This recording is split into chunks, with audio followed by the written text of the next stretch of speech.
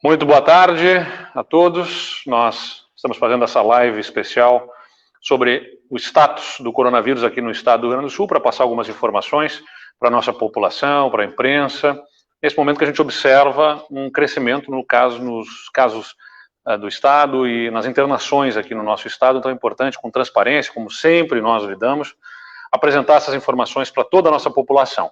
Hoje é dia 23 de novembro, nós temos nesse momento no estado 298.670 casos registrados ao longo desses mais de 8 meses em que nós temos casos registrados aqui no estado do Rio Grande do Sul, portanto quase 300 mil casos foram registrados em todos os municípios. Os 497 municípios do estado registraram casos e são 6.524 mortes confirmadas pelo coronavírus aqui no estado. 93% dos casos já se recuperaram, dos pacientes que tiveram coronavírus já se recuperaram. O outro percentual é dos que ainda estão convalescendo, que ainda estão se recuperando, e os casos dos óbitos. Nesse momento, a taxa de ocupação das nossas UTIs é de 75,7%. Nós chegamos a quase 80% lá naquele momento de pico, depois caímos a 69% e observamos um crescimento nas últimas semanas. Nesse momento são 75,7% de ocupação das nossas UTIs, sendo que dos leitos que estão ocupados, 45,4% são de pacientes ou confirmados ou suspeitos de coronavírus. Nós também, nesse indicador, nós chegamos a bater mais de 50% de pacientes confirmados ou suspeitos de coronavírus, ocupando as UTIs, né, dos leitos ocupados, quase 50%, até um pouco mais de 50%, chegou a ser de pacientes confirmados ou suspeitos. Descemos a cerca de 40% novamente e agora estamos aí em 45% dos leitos que estão ocupados em UTIs, ocupados por pacientes confirmados ou suspeitos de coronavírus. Antes de passar às bandeiras, enfim, do Estado, eu queria compartilhar algumas informações para que todos estejam, como eu sempre digo, na mesma página do que nós estamos aqui com as informações do coronavírus. É importante salientar, o estado do Rio Grande do Sul, né, em taxa de mortalidade por 100 mil habitantes, ele está abaixo do Brasil. Nós temos aqui 57,1 óbitos para cada grupo de 100 mil habitantes, aqui ao lado de estados como Bahia, Paraná, Santa Catarina e Minas Gerais, enquanto no Brasil, né, na média brasileira, são 80 óbitos para cada 100 mil habitantes, chegando a 128, 127 no Distrito Federal, no Rio de Janeiro, né, São Paulo, a gente tem aqui 89,9 óbitos para cada 100 mil habitantes. Mas essa é uma informação que também tem que ser olhada junto de outros dados. Por exemplo, se nós formos olhar o excesso de óbitos, a gente analisar quanto de óbitos existe em média a cada ano em cada um dos estados e comparar quantas pessoas morreram a mais neste ano do que nos anos anteriores, o Rio Grande do Sul tem o menor excesso de óbitos do Brasil. Aqui são 3% a mais de óbitos neste ano em relação à média dos 5 anos anteriores. Só para dar um exemplo, Minas Gerais, que tem um número de óbitos de letalidade do Covid menor que o nosso, tem 16% a mais de óbitos esse ano do que a média dos anos anteriores. A Bahia, que tem uma letalidade menor do que a nossa, tem 38% a mais de óbitos neste ano. Então, aqui apenas para a gente poder observar que quando a gente observa tem uma expectativa de óbitos para cada ano, em cada estado, de acordo com o que se observa ano após ano de óbitos, e aqui, no Rio Grande do Sul, apenas 3% a mais de óbitos neste ano em relação aos anos anteriores. Em outros estados, que têm até aparentemente menor letalidade pelo Covid do que nós, os óbitos são maiores, o que sugere possa haver algum tipo de subnotificação em outros estados. Então, no Rio Grande do Sul, não apenas nós temos uma letalidade menor, como temos menor excesso de óbitos. É uma vitória coletiva, antes de mais nada. Eu quero ressaltar aqui com a nossa população que se engajou, né, as empresas, o setor privado, cumprindo protocolos, a nossa população ajudando, o governo fazendo a sua parte para que nós pudéssemos perder menos vidas para essa doença traiçoeira, né, da qual ainda estamos conhecendo, aprendendo a lidar ao longo desses meses. É importante observar também as hospitalizações, de forma absolutamente injusta, equivocada e até maliciosa. Algumas pessoas diziam que as flexibilizações teriam a ver com o processo eleitoral. Evidentemente, a responsabilidade que nós temos no governo do Estado, ela é para todos os momentos, independentemente de período eleitoral ou não. O que se observou, né, aqui nós temos nessa linha amarela, de cor mais intensa, os confirmados por Covid em leitos de UTI. Observe que em maio, né, a gente tem um patamar menor, em junho a gente tem um crescimento, julho, até chegar aqui em agosto, o nosso momento mais difícil de internações. Durante o mês de agosto e setembro a gente teve uma estabilização nas nossas UTIs. No final de setembro a gente observa uma redução, até que em outubro estabilizou novamente patamar, e agora em novembro a gente tem observado um aumento do número de internações em UTIs. Na linha mais clara, em amarelo, a gente tem os leitos clínicos.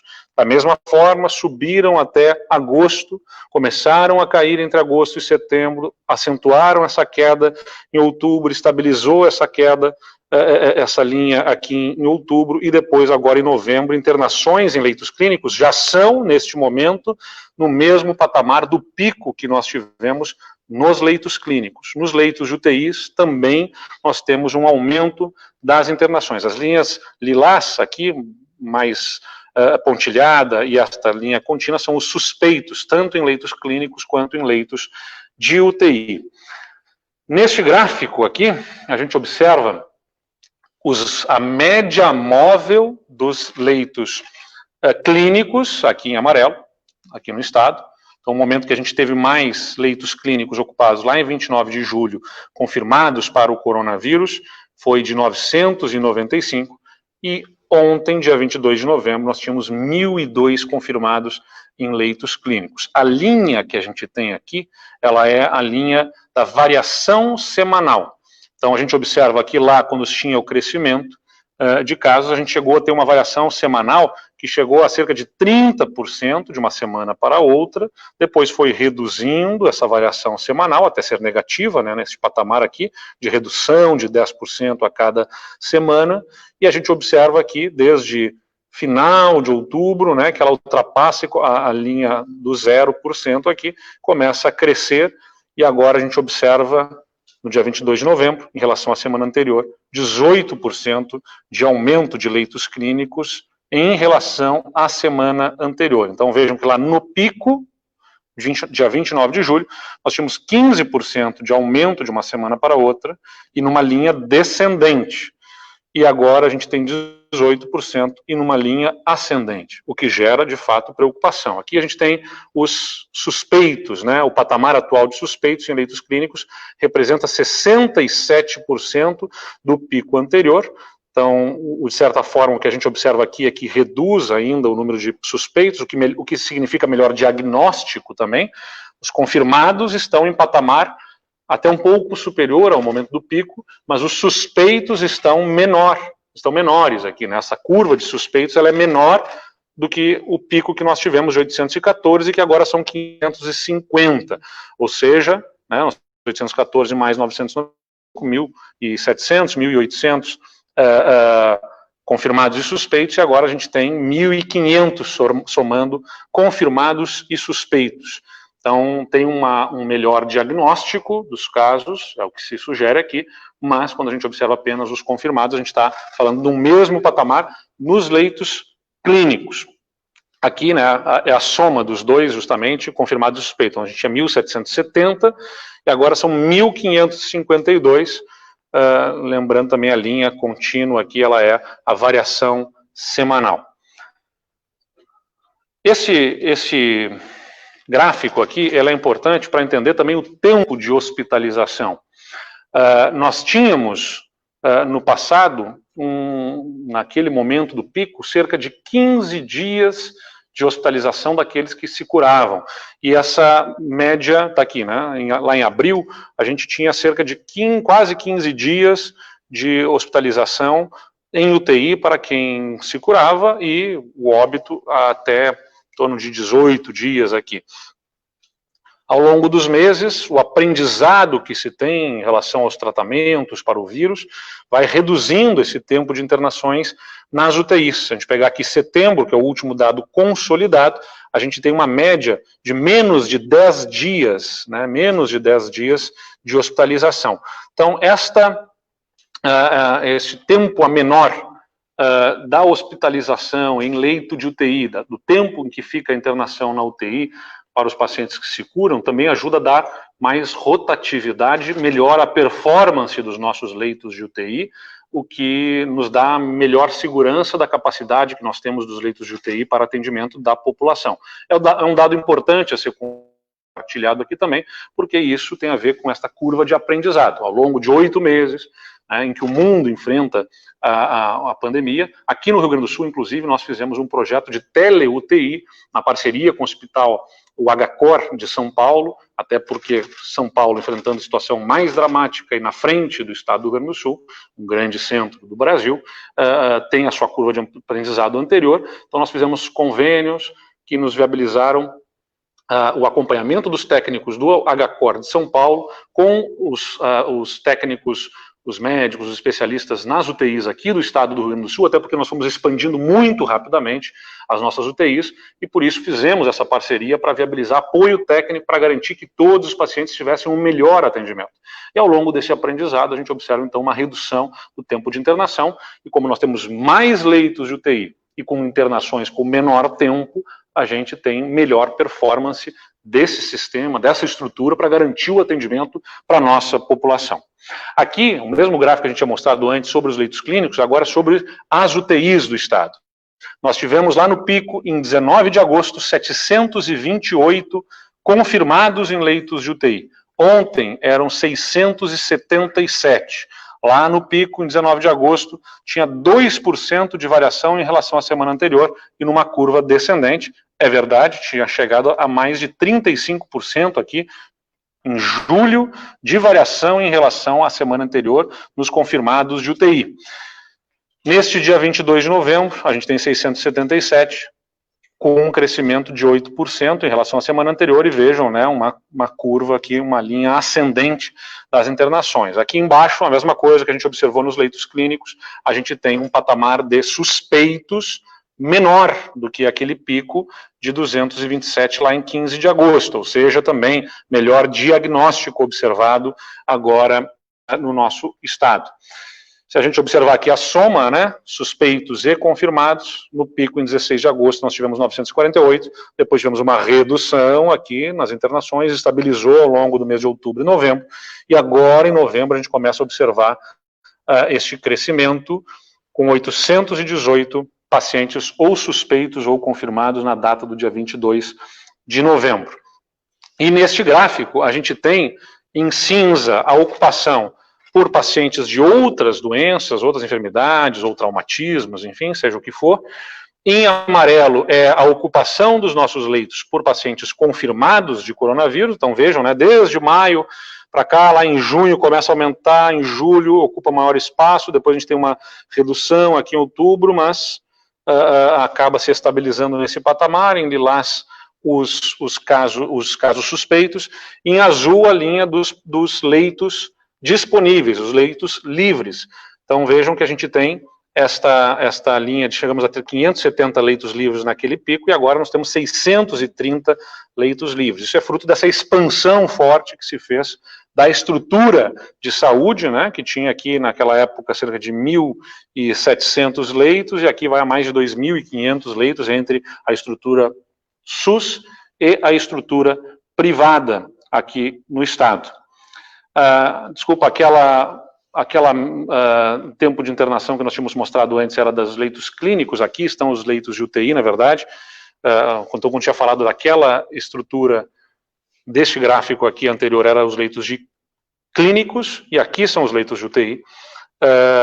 12 dias e meio, o tempo médio lá em abril que se observava de quem entrava na UTI até se curar, cerca de 16 dias aqui para quem fosse a óbito, e, de acordo com o aprendizado, a gente tem esta redução em setembro de cerca de menos de 10 dias de ocupação. Então, o que a gente observa, né, é esta redução do tempo de internações das pessoas que são internadas com o coronavírus no estado a partir desse aprendizado que se tem de toda a estrutura de saúde em relação à doença. Aqui eu pedi para fazer uma correlação entre confirmados em UTIs e óbitos. Então, mais uma vez, a linha amarela são os pacientes confirmados internados em UTI, e a linha contínua vermelha, ela é a dos óbitos, a média móvel de óbitos observada aqui no estado. Então vejam que a linha de óbitos, ela vai acompanhando as internações, e depois ela começa a cair, e ela teve uma contínua queda, e apesar de ter uma estabilização e até um início de aumento aqui, ela continua caindo a linha dos óbitos. Esta faixa que está aqui achurada é porque esse último período ainda está sendo computado, né, ainda são lançados os óbitos, mas é importante dizer que, embora as internações tenham estabilizado e até tenham começado a subir aqui, a linha de óbitos, ela não se alterou ainda, não tem uma curva ascendente, pelo contrário, ela mantém uma tendência de queda, o que é positivo justamente no sentido de que, apesar de termos mais hospitalizações, apesar de termos mais casos sendo confirmados no estado neste último período, não há um aumento da linha de óbitos, e a gente espera que isso continue assim. Ainda é prematuro dizer que não haverá aumento dos óbitos, porque este início de aumento de hospitalizações, né, começa agora nas últimas semanas, então a gente tem que continuar monitorando, acompanhando esses indicadores para as tomadas de decisão em relação ao coronavírus aqui no estado. E é importante a gente passar pelas regiões do nosso estado em relação à ocupação dos leitos de UTI. Mais uma vez, né, aqui esse gráfico, confirmados e suspeitos de coronavírus. É importante salientar mais uma vez, ao longo, essa linha preta é o número de leitos livres para cada leito que está ocupado. A gente chegou a ter lá em junho 3,4 leitos livres para cada leito que estava ocupado por coronavírus. Descemos ao nosso menor patamar aqui no estado, a 0,74 entre agosto e setembro, né? Depois, com a diminuição de internações, a gente começa a observar um aumento dessa linha, chegamos a 1,45 leitos livres para cada leito ocupado por coronavírus, e, de acordo com o aumento das internações, a gente começa a observar de novo essa linha caindo, e são 0,88 leitos livres para cada leito ocupado em UTIs no estado do Rio Grande do Sul em relação ao coronavírus. Eu, mais uma vez, né, apresento esses dados aqui, não são dados que o governo do estado gere, são dados que os próprios hospitais lançam num sistema que o estado montou justamente para monitorar. Então, quem quiser acessar, acessa lá no site do governo do estado, e vai ter todas essas informações, hospital a hospital, região a região. Eles mesmos, os hospitais, fazem um lançamento. Então, para quem gera teorias conspiratórias de que em algum período o governo mascarou dados, evidentemente não faz nenhum sentido, os dados são absolutamente transparentes. Nós tivemos um momento mais crítico, reduziu-se o número de internações, e se observa nessas últimas semanas um aumento das internações aqui no estado, aliás, como se está observando no Brasil, nos outros estados e mesmo no mundo em internações por coronavírus. A região centro-oeste aqui no estado tem o maior número de confirmados em UTIs da série. Então observem, né, desde junho para cá, esta linha aqui mostra vermelha, que nunca tinha chegado ao patamar que a gente tem de confirmados neste momento, cerca de 50 pacientes confirmados em UTIs, região centro-oeste, pega a Uruguaiana, a região de Uruguaiana e a região de Santa Maria, que chegou a ter 5,15 leitos livres para cada leito ocupado, e que agora está com 0,9 leitos livres para cada leito ocupado, e observa essa trajetória nesses últimos dias, aqui é dia a dia, né, e observa esse crescimento de internações naquela região. A região metropolitana, que contempla, nós estamos falando aqui das macro-regiões, né? Então não é só Porto Alegre, Canoas, Novo Hamburgo, Litoral Norte também, a região de Guaíba, a gente tem nesta macro-região. Então, mais uma vez, teve aquele momento mais crítico, junho, julho, agosto, setembro, começa a reduzir aqui e tem uma ascendente menor. A região metropolitana, é verdade, uma ascendente menor. Vejam que não é como a da Centro-Oeste, que tinha uma curva muito mais acentuada, mas que também inspira cuidados aqui à região metropolitana como um todo. Ela tinha chegado a bater 0,43 leito livre para cada leito ocupado, e agora está aqui ao redor de 0,80 leito livre para cada leito ocupado. A região missioneira, uma região onde nós observamos o Covid possa ter chegado um pouco mais tarde, né, porque ela começou a aparecer com regiões, as micro-regiões em bandeira vermelha mais recentemente, e o que a gente observou lá na região missioneira, ela chegou a ter 8 leitos livres para cada leito ocupado por coronavírus. Vejam o patamar em que estavam as ocupações de leitos, chegou num patamar um pouco maior em setembro, depois reduziu ao longo de outubro, e observa-se desde novembro aqui um aumento. O maior número de confirmados da série histórica foi aqui há cerca de uma semana atrás. Ela tem estado nesse patamar, observando esse aumento de internações, e ela, que teve 8 leitos livres para cada leito ocupado, agora tem 1,19 leitos livres para cada leito ocupado, observando variações nas últimas quinzenas aqui de 20% e de 14% positivos, né? Então ela vem numa curva ascendente de internações também, a região missioneira. A região norte, que engloba as regiões de Passo Fundo, de Erechim, ali, entre outras, ela também, se a gente pegar da série histórica aqui, teve um momento em setembro, e agora, depois de ter reduzido ao longo do mês de outubro, observou ao longo do mês de novembro este aumento, e aqui mesmo, no final de outubro, início de novembro, tinha chegado a bater com a redução de internações 4 leitos livres para cada leito ocupado por paciente de Covid, e, diante deste crescimento, reduziu para 0,87 leitos livres para cada paciente que ocupa um leito de UTI confirmado para o Covid. Então, a gente observa também nessa região um movimento preocupante. A variação de confirmados na quinzena, em relação à quinzena anterior, foi de 40%, quase 41% positivo. A região da Serra, que nesse caso é a única região que micro e macro região coincidem, né? A região de Caxias do Sul, Serra, Hortências, enfim. A gente também observou lá um momento mais crítico lá em agosto, uma certa estabilização, depois reduziu aqui ao longo do mês de outubro, estabilizou, e aqui também, mais uma vez, desde o início de novembro, a gente observa esta curva ascendente em internações, que está mais ou menos no mesmo patamar do momento mais crítico aqui de internações. A região da Serra chegou a ter 2 leitos livres para cada leito ocupado, e está batendo aqui em 0,65 leitos livres para cada leito ocupado por UTI, por paciente confirmado Covid. A região sul, ela tem uma certa estabilidade, ela passou por esse momento mais crítico aqui, mês de agosto, reduziu um pouco, em setembro teve um novo pico, e depois reduziu nesse patamar, mas ainda tem um comportamento um pouco irregular. Ela está ainda distante do momento mais crítico, né, se a gente comparar lá em relação aos meses de setembro e outubro na região sul.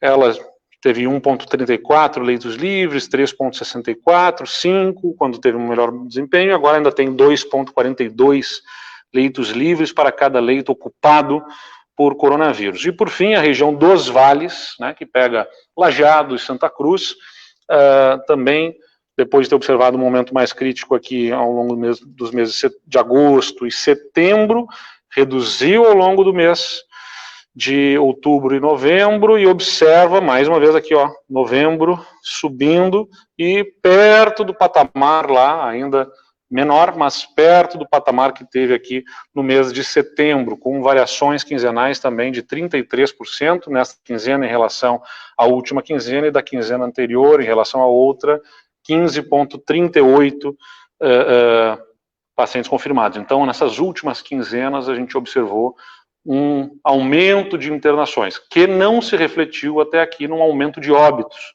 embora tenha significado uma estabilização no número de óbitos, né, que vinha reduzindo e que estabilizou. E, então, antes de mais nada, é importante apresentar esses dados para a população, para que se conheça a realidade do estado do Rio Grande do Sul. Somos o estado que tem das menores taxas de letalidade, o menor excesso de óbitos. Praticamente, neste ano, o número de óbitos observado no estado esteve dentro da média dos anos anteriores. Aliás, se compararmos só com o ano passado, até tivemos menos óbitos neste ano do que no ano passado no estado do Rio Grande do Sul, segundo os dados dos cartórios de registros civis. Esses dados estão de forma transparente, registro civil, transparência do registro civil, quem quiser acessar lá buscando pelos sites de busca, vai poder observar e comparar estados e vai observar que o Rio Grande do Sul tem o menor excesso de óbitos. Temos leitos e estrutura para atender a população, mas uma situação que inspira cuidados. Então, antes de mais nada, o que nós queremos deixar claro para a população aqui é que o vírus circula entre nós, ele está numa situação de disseminação crescente, leitos estão sendo ocupados de forma crescente também, tanto leitos clínicos quanto os leitos de UTI, e, portanto, é muito importante que a população tenha a consciência e ajude, sem aglomerações, evitando festas, eventos onde não haja os cuidados devidos, evitando situações que possam colocar a si e as outras pessoas em risco. Mesmo que você não esteja na faixa de risco, vai ter contatos dentro de casa, com familiares, de grupos de risco, que todos tenham consciência para evitar que o Estado venha a sofrer nesta reta final, até que haja uma vacina, e temos uma expectativa de uma vacina para os primeiros meses do ano que vem, para evitar que tenhamos uma situação que não desejamos na ocupação de leitos de UTI e, pior do que isso, nas perdas de vidas. Por isso, nós analisamos com muito critério o mapa, né? Aliás, é importante dizer, né, o nosso mapa sempre também baseado nos dados, nas evidências, sem qualquer tipo de condução outra que não fosse a partir da realidade da disseminação do vírus e da capacidade de ocupação dos nossos leitos. Este era o mapa preliminar da sexta-feira, né, destas regiões em bandeira vermelha, e o mapa definitivo, a partir dos recursos que foram atendidos, é este mapa aqui. A região de Uruguaiana estava em bandeira laranja e fica em bandeira vermelha. A região de Palmeira das Missões, que estava em bandeira laranja, também vai para a bandeira vermelha. Erechim e Passo Fundo, também, que estavam em bandeira laranja, vai para a bandeira vermelha. Essas regiões do norte do estado, que estavam em bandeira laranja, ficam em bandeira vermelha. Permanecem em bandeira vermelha as regiões de Capão da Canoa, Novo Hamburgo, Canoas e Ijuí. Então, a gente tem essas regiões de Capão da Canoa, Canoas e Novo Hamburgo, na região metropolitana, e também a região de Ijuí, que está em bandeira vermelha. Regiões que tinham bandeira vermelha e que passam para a bandeira laranja são Santo Ângelo, Cruz Alta e Santa Rosa, né? Essas regiões, Santo Ângelo, Santa Rosa e a região de Cruz Alta, que estavam em bandeira vermelha, estão na bandeira laranja, e ficam na bandeira laranja as regiões de Santa Maria, Porto Alegre, Guaíba, Taquara, Pelotas, Bagé, Cachoeira do Sul, Santa Cruz do Sul, Lajeado e Caxias do Sul. Alguns recursos, né, foram atendidos quando o modelo, do ponto de vista matemático, ele analisa diversos indicadores de ocupação de leitos da região, as ocupações de leitos do estado, o número de hospitalizações por Covid, o número de hospitalizações em UTIs, em leitos clínicos, o número de óbitos, são uma série de indicadores. Uma vez que uma região entre com recurso para o gabinete de crise, a gente analisa, né, numa forma mais abrangente esses indicadores, o esforço da região em ampliação de leitos e toda a retrospectiva do que se viveu nos meses anteriores, e também se busca estabelecer uma análise em relação à velocidade atual que se está vivendo, se é possível, né, dar o crédito de uma semana até que se verifique se os números vão se estabilizar ou não, porque nós não queremos restrições maiores sem a necessidade de realmente impor essas restrições, e por isso atendemos os recursos que foram demandados, totalizando, portanto, essas 8 regiões que nós temos aqui, né? 1, 2, 3, 4, 5, 6, 7, 8 regiões que ficam em bandeira vermelha. É importante dizer, né? Todas essas que estão sinalizadas em azul, elas têm a chamada cogestão. A região, né, essas regiões todas aqui, elas têm o direito de fazer protocolos menos restritivos que o do Estado, se os municípios acordarem esta cogestão. Eles podem gerir de forma diferente do Estado, mas sem diminuir as restrições para menos do que as restrições da bandeira laranja. As bandeiras foram criadas aqui no Rio Grande do Sul, é um modelo inovador, criado no estado do Rio Grande do Sul e que a maior parte dos estados brasileiros acabou copiando. Que bom, um bom modelo. Isso demonstra que o nosso modelo ele é consistente, bem estruturado. Cada estado deu, evidentemente, a sua estrutura, fez as suas adaptações, seus ajustes à sua realidade, mas o modelo das bandeiras é justamente para que seja simples o suficiente para que até as crianças entendam o nível de risco que cada região tem. Então, na classificação das bandeiras em amarelo, laranja, vermelho e preta, a gente consegue traduzir para a população, a partir de análise criteriosa de dados, o nível de risco que o Estado tem em relação ao coronavírus. E o que se observa, portanto, nessas regiões, tanto porque há uma disseminação maior de casos, ou porque haja uma situação de UTIs sendo esgotadas, a gente tem esta classificação para cada uma das regiões pelo nível de risco que cada uma tem. Então, a estrutura aqui de bandeiras que nós tínhamos da semana anterior era esta, e para esta semana nós ficamos com esta estrutura das bandeiras aqui no estado. Por fim, antes de encaminharmos a nossas perguntas, eu queria dizer que justamente para que o Estado e a população tenham consciência de que o vírus circula entre nós estamos intensificando uma campanha de comunicação do governo do Estado, pedindo às pessoas para se cuidarem. Então, o que nós pedimos a todos é que se cuidem, te cuida e cuida dos outros, porque te cuidando e cuidando das pessoas à sua volta, vai estar cuidando do nosso Estado como um todo. E aí, menos restrições vão precisar ser impostas para a redução da circulação do vírus. Vou pedir à nossa equipe que possa passar aqui um vídeo rapidinho de 30 segundos dessa campanha, justamente, que pede a todos para que sejam mobilizados cuidando de todo o nosso Estado. Por favor. O momento é de retomada, mas não é hora de relaxar. Te cuida. Contra o coronavírus, não podemos esquecer o mais importante. Use máscara, lave sempre bem as mãos e use álcool em gel. Não te aglomera e respeita o distanciamento físico. Te cuida. Não te entrega para o vírus. Governo do Estado do Rio Grande do Sul. Novas façanhas. Muito bem, pessoal. É isso que a gente pede. Te cuida, cuida das pessoas à tua volta, ajuda o Estado, ajuda a nossa sociedade gaúcha a atravessar esses últimos períodos aí que faltam até que a vacina chegue e a gente tenha uma situação melhor para o ano de 2021. É a nossa expectativa.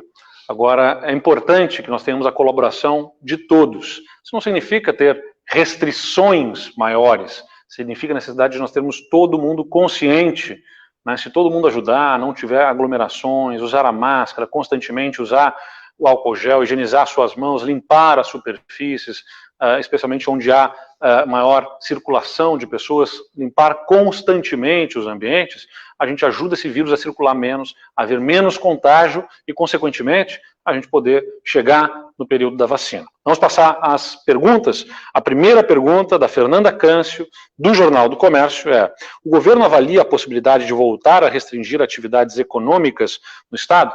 Fernanda, acho que houve uma curva de aprendizado para todos na forma de conduzir a questão do coronavírus, as restrições, ao longo desses 8 meses. Não é a nossa disposição a de fazer novas restrições, fechamentos de atividades.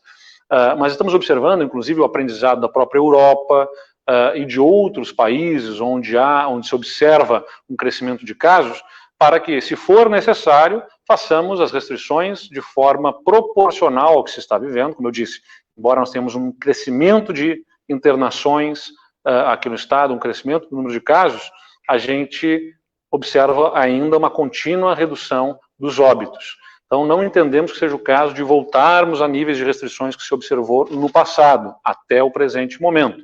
E estamos analisando novas formas de estabelecer, se não houver bom senso por parte da população para atender aos protocolos, restrições que menos impactem a economia. A nossa disposição é de permitir a melhor retomada da economia com a melhor conciliação em relação à preservação da saúde, das vidas. Então não há para o momento nenhuma restrição adicional, mas nós recomendamos aos prefeitos municipais que intensifiquem fiscalização para o cumprimento dos protocolos. Renovamos o nosso apelo à população para que sigam os protocolos, para que mantenham o distanciamento, para que nos ajudem na menor disseminação do vírus, respeitando a todas as determinações. Nós estamos agora num período que estamos chegando no verão, naturalmente as pessoas querem mais confraternizações, querem estar perto uma das outras, eventos, festas, o clima é convidativo, mas é importante que as pessoas lembrem que nós não estamos num momento de normalidade. Nós temos um vírus que circula, que está levando a um aumento de internações e que é importante, portanto, que não façam aglomerações em grandes grupos. Quando estiverem juntos, mantenham o distanciamento, reduzam contatos. Eu não estou pedindo aqui que as pessoas fiquem trancadas em casa. A gente sabe que é importante para a saúde mental, é importante para a economia, que as pessoas circulem, mas que façam isso com cuidado, sem grandes aglomerações, que façam respeitando os protocolos e nos ajudem a manter, então, esta disseminação do vírus para que nós possamos conviver com ele até que chegue a vacina, sem deixar de atender ninguém nas nossas estruturas hospitalares. A nossa equipe da Secretaria de Saúde está monitorando e também junto aos hospitais, identificando as condições para garantir que todos tenham um atendimento, mas é importante contar com a colaboração da nossa sociedade.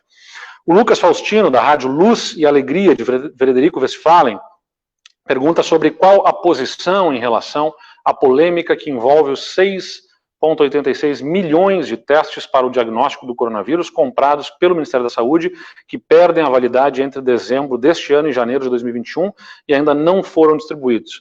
Certamente, Lucas, é uma situação lamentável, né? A gente sabe o quanto que é importante para uma série de locais garantir esses materiais para fazer os testes. Aqui no Rio Grande do Sul, nós criamos um programa de testagem, o Testar RS, aumentamos muito a testagem, estamos operando a pleno com os nossos laboratórios para os testes. Então, para o caso do Rio Grande do Sul, não houve falta de oferta de testes, mas a gente entende que existem locais que podem precisar desses materiais.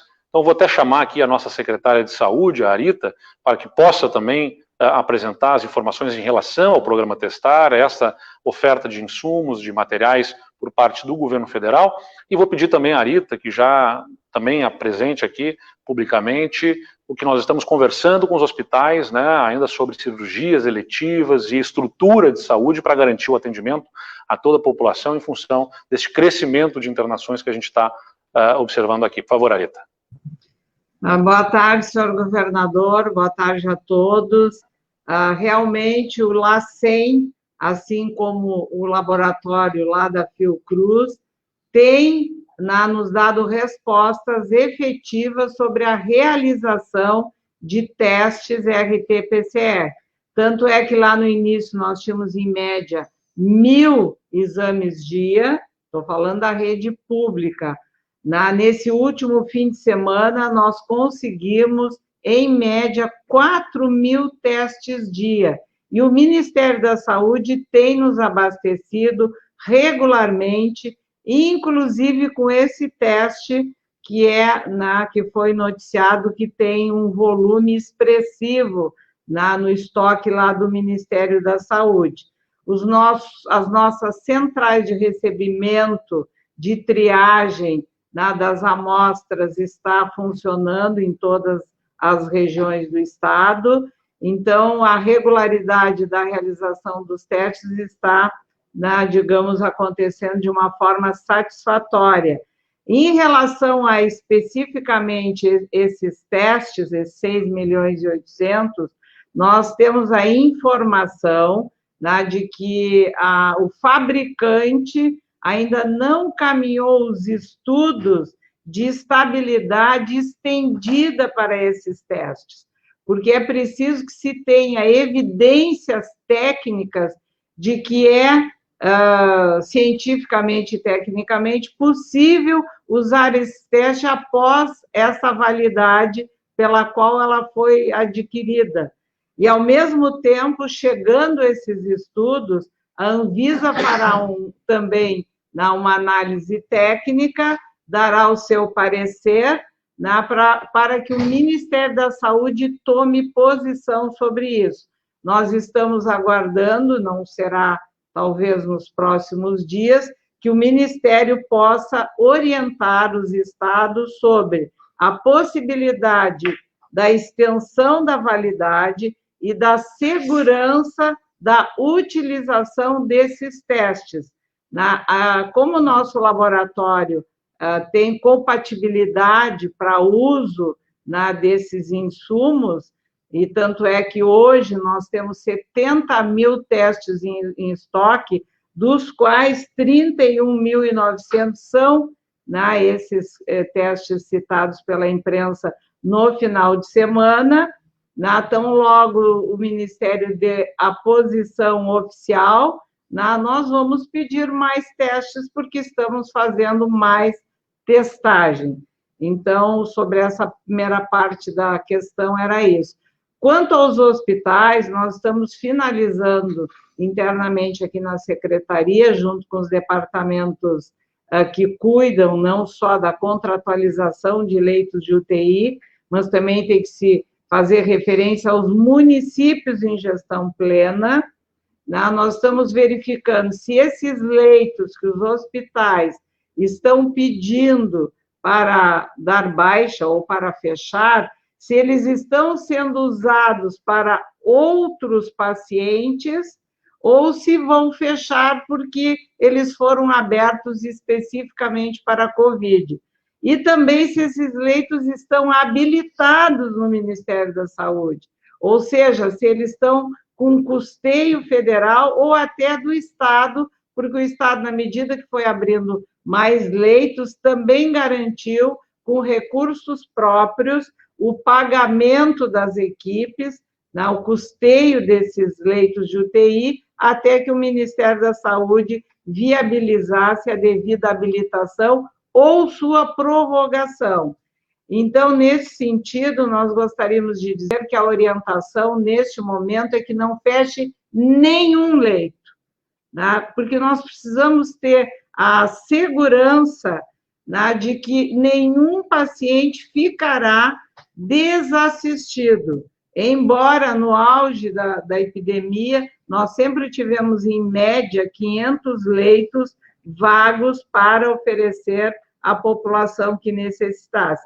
E, da mesma forma, como os pacientes estão internando mais em leitos clínicos e estão ficando menor tempo nos leitos de UTI, independente disso, nosso pedido é nesse sentido. Vamos avaliar também a retomada das cirurgias eletivas, vamos aguardar mais alguns dias, porque há uma demanda reprimida também importante de cirurgias eletivas, mas acreditamos que a parceria dos nossos hospitais vai continuar sendo ativa, colaborativa. Hoje mesmo, com a presença do senhor governador, abrimos 20 leitos de UTI no Hospital Vila Nova, o Estado colocou recursos, assim como ajudou a equipar esses leitos.